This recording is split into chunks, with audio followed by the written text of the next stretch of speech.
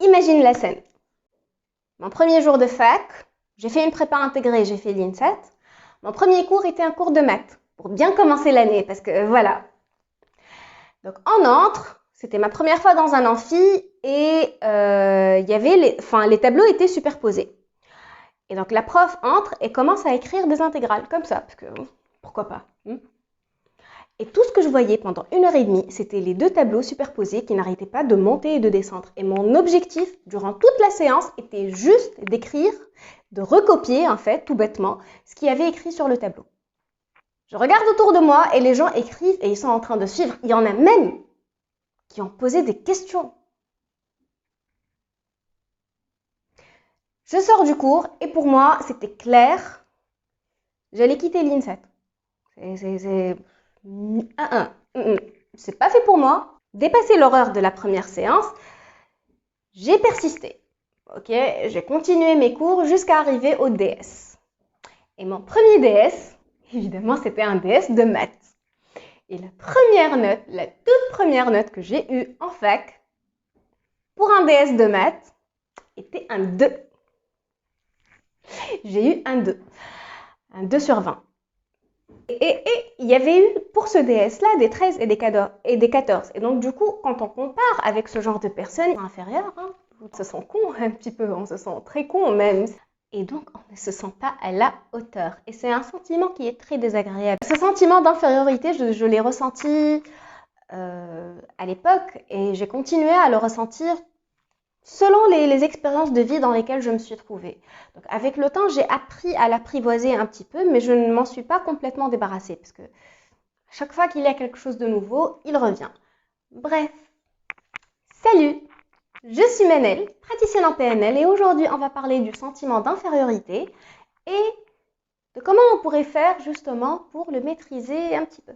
Alors, tout d'abord, ce qu'il faut se dire, c'est que quand on ne se sent pas à la hauteur, quand on ne se sent pas à sa place, quand on ne se sent pas assez, c'est qu'on est en train de faire quelque chose de nouveau, quelque chose de différent et quelque chose qui nous fait sortir de notre zone de confort. Et donc, félicitations, parce que tu es en train de grandir.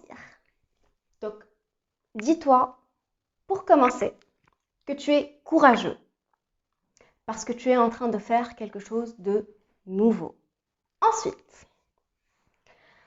on va pas se mentir, on peut pas se sentir complètement à l'aise dans une nouvelle situation si on ne maîtrise pas cette situation-là.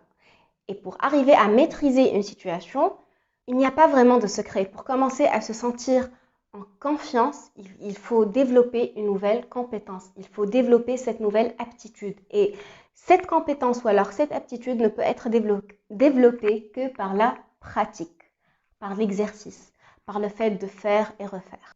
En ce moment, je suis en train de regarder The Last Dance, qui retrace un petit peu l'histoire de Michael Jordan. Même lorsqu'il a gagné son premier championnat, son deuxième, son troisième, son quatrième, son cinquième, il n'a pas arrêté. Il n'a pas arrêté de s'exercer. Il n'a pas arrêté de pratiquer. Et donc, ce n'est pas toujours glam, ce n'est pas toujours facile, ce n'est pas toujours évident, ce n'est pas toujours agréable à faire, mais il faut le faire. Il faut continuer à s'exercer jusqu'à ce qu'on se dise la phrase magique. Ok, maintenant, je peux. La deuxième étape est de faire attention à son discours interne. Le truc, lorsqu'on ne se sent pas à la hauteur, lorsqu'on n'a pas suffisamment confiance, c'est qu'on se dit que les autres sont meilleurs. Par exemple, je pensais que toutes les autres personnes dans mon amphi comprenaient ce qui se passait, que j'étais la seule à ne rien comprendre. C'est pas vrai parce qu'il y a eu plusieurs personnes qui ont eu des 2 et il y a plusieurs personnes qui ont eu des 0,5 et des 0,75. On a tendance en fait à sous-estimer nos compétences, nos aptitudes, notre intelligence et à surestimer celle des autres. Et c'est ce gap-là qui fait peur, c'est ce gap-là qui fait mal parce que c'est faux en fait. Parce qu'on ne sait pas par quoi ils sont en train de passer, parce qu'on ne sait pas ce qu'ils sont en train de ressentir, on ne sait pas ce qu'ils sont en train de vivre. Tout ce qu'on sait, c'est le petit monstre qu'on a à l'intérieur de la tête et qui nous dit que je ne suis pas assez. Et donc, du coup, là, il va falloir rassurer le petit enfant qu'on a en nous. Donc là, il va falloir se rassurer. Là, il va falloir se dire des affirmations positives. Par exemple, J'ai déjà réussi par le passé. Je suis passée par des épreuves difficiles et j'ai réussi. Ce n'est qu'un exercice, ce n'est qu'une étape, ce n'est qu'une expérience. Ou alors, si tu es le type de personne qui est plus motivée par les autres, tu peux te dire, bon, ils pensent que je vais échouer, mais je vais leur montrer que je ne vais pas échouer. Je vais leur prouver que je ne vais pas échouer. Quel que soit. Fais attention à ton discours interne. Le fond de l'histoire est de se raconter quelque chose qui calme, qui rassure, qui motive. Fais attention à ton discours interne, ne sois pas ton propre ennemi. La troisième étape est de diminuer l'importance de la situation que tu es en train de vivre. Il n'y a pas d'échec, il n'y a que des expériences. Je l'ai déjà dit, vous le savez. Tu es là pour essayer. Tu es là pour expérimenter. Tu es là pour comprendre. Alors que la situation marche ou pas en ta faveur, tu vas de toute façon apprendre quelque chose. Tu vas de toute façon en sortir avec quelque chose. Et même si ça ne marche pas, et alors? Et alors? Les seules personnes qui n'échouent pas sont celles qui n'essayent rien de nouveau. Sois fier de tes hésitations. Ce sont tes blessures de guerre.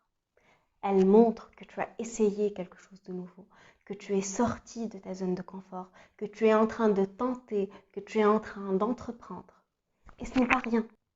Voilà, merci de m'avoir suivi jusqu'au bout. Merci pour vos commentaires et vos messages, ça me fait très plaisir. Et à la prochaine. Au revoir.